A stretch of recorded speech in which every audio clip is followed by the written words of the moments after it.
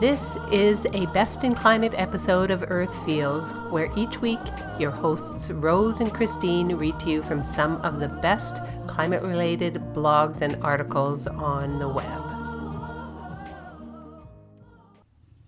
Hi there, Rose again with this week's Best in Climate.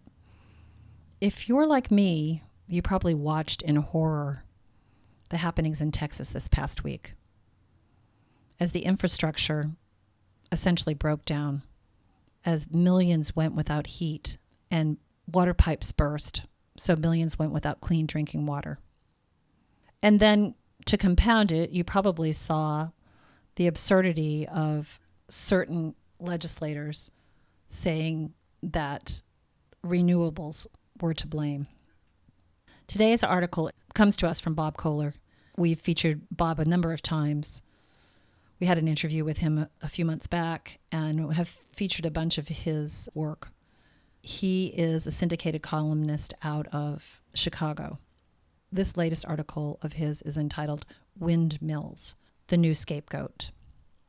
The cornerstone of every social structure is its belief system.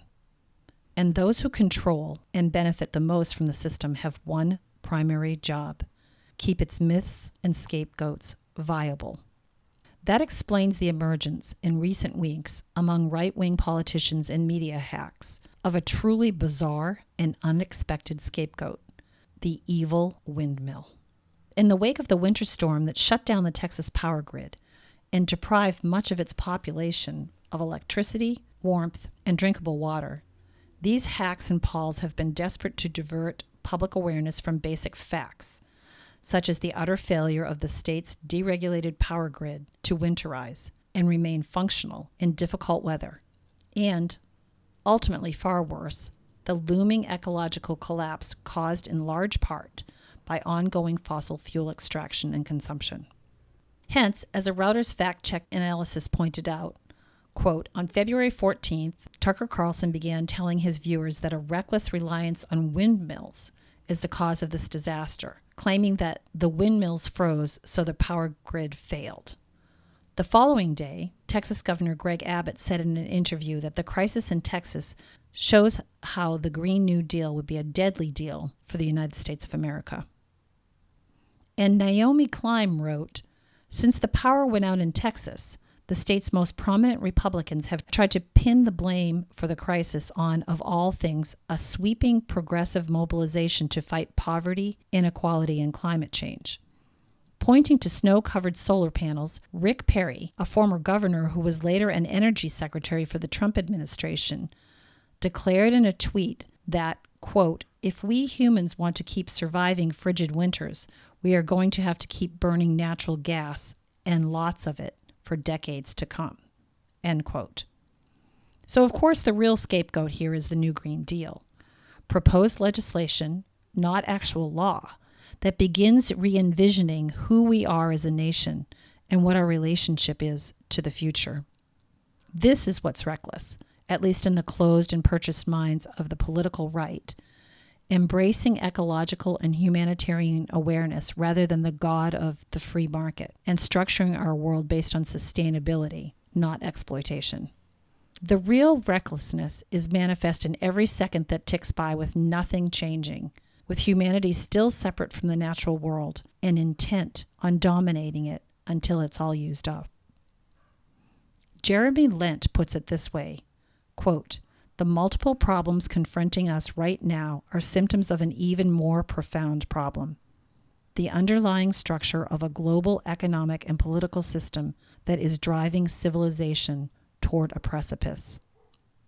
Take a moment to peer beyond the day-to-day crises capturing our attention, and you quickly realize that the magnitude of the looming catastrophe makes our current political struggles, by comparison, look like arguing how to stack deck chairs on the Titanic.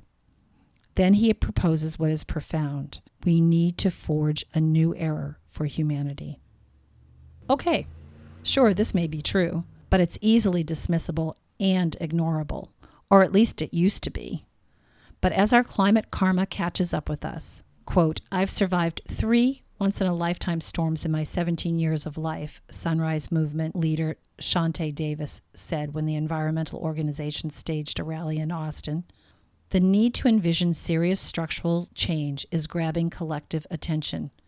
It's even beginning to gain, oh my God, political traction. An economic civilization, Lent writes, is both a new and ancient idea.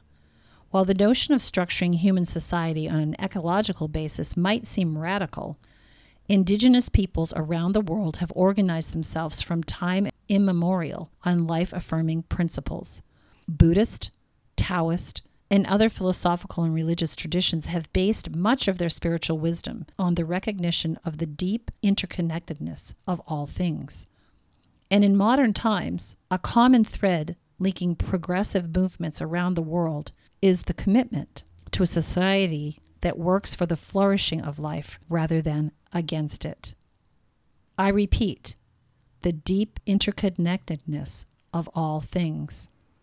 How do we even begin to ponder the meaning of this? It's one thing to honor our indigenous roots, to bless an abstraction. It's another thing, too, and I grab the first conundrum that pops into my head. Go to the doctor's office and get a blood test. Watch the nurse stick a needle into my arm, bandage it up, and then toss the needle and toss her rubber gloves into the trash bin. Should she do otherwise? Should she reuse the needle? Of course not. But nonetheless, I find myself unable to avoid feeling an uneasiness about the whole procedure. There's a hole in our thinking. Where do 1 million used needles wind up?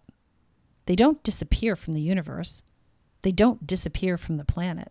And of course, that's just a random and infinitely minuscule example of what happens every ticking second in a social structure that takes the idea of endless trash generation for granted. Bury it in the ground. Dump it in the ocean. Release it into the air. Just don't think about it. Leave that to our children. And suddenly the thinking of the political right seems no more closed than my own. This goes beyond windmills. The questions we must ask in order to reclaim our roots, rebuild a world that reveres the interconnectedness of all things, begin now.